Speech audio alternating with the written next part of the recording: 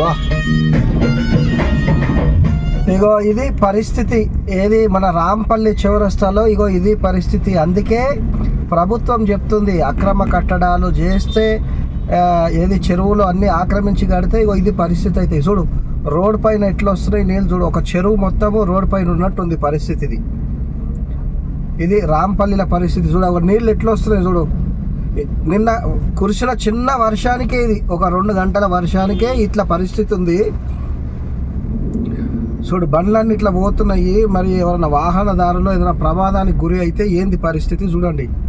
ఎంత నీళ్ళు వస్తున్నాయో ఒకసారి ఆలోచించారు ఎట్లా వస్తున్నాయో. బాబా బాబా బాబా బాబా.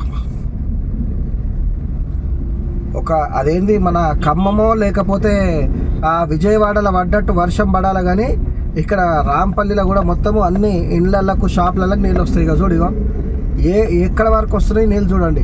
ముందు చూడండి బండ్లు ఎక్కడ వరకు నీళ్ళు వస్తున్నాయి.